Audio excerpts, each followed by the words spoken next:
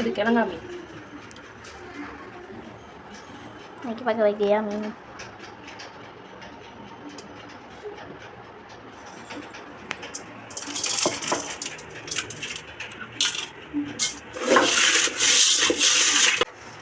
ஊளி மீன். இது மட்டும் ஒரு மீன் சாப்பிட்டு கொடுத்தாங்க. இது என்ன மீனுன்னு தெரிஞ்சால் கமெண்ட் பண்ணுங்கள். என்ன மீன் எனக்கு தெரியல. நல்லாயிருக்கும், சாப்பிட்டு பாருங்க. எல்லாமே இன்றைக்கி என்ன பண்ண போகிறோம்? குழம்பா பொரிக்கலாம். இன்னைக்கு ஃபுல்லாக பொரியல் தான். மீனை ஃபுல்லாக பொரிச்சிட்டு நம்ம தயிர் மோர் குழம்பும் ரசமும் வைக்க போகிறோம். ஓகே, கட் பண்ணிக்க வைங்க.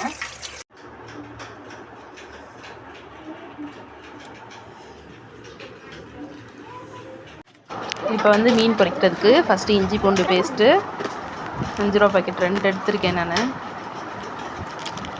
அதோட 1 ஸ்பூன் மஞ்சள் பொடி, 3 ஸ்பூன் மிளகாய் பொடி, கொஞ்சமாக சோள மாவு, 1 ஸ்பூன் சோள மாவு, 1 ஸ்பூன் அரிசி மாவு, அப்புறம் தேவைக்கேற்ப உப்பு.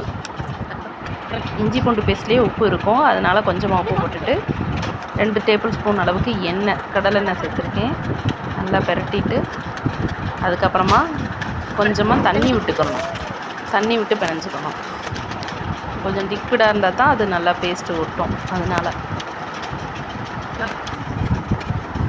ஸோ அதுக்கப்புறம் ஒவ்வொரு மீன்லேயும் பெரட்டி எடுத்து தனித்தனியாக, ஊளி மீன் தனியாக, கிழங்கா மீன் தனியாக எடுத்து வச்சுட்டு 2க்கும் மசாலா வேரியஸாக வச்சுருக்கேன். ஏன்னா ஒன்றில் உரப்பு கம்மியாக இருக்கும், ஒன்றில் உரப்பு அதிகமாக இருக்கும். பிள்ளைங்களுக்கு உரப்பு கம்மியானது கொடுத்துக்கலாம்ல, அதுக்காக. ஸோ தோசைக்கல்லில் தான் பொரிச்சு எடுக்கிறோம்.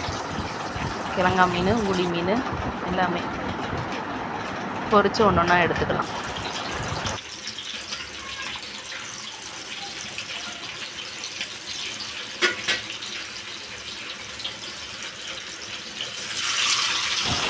அவ்வளோதான், எல்லா மீனும் பொரிச்சாச்சு. டேஸ்ட் பண்ணி பார்த்துக்கலாம். பிடிச்சிருந்தால் லைக் பண்ணுங்கள்.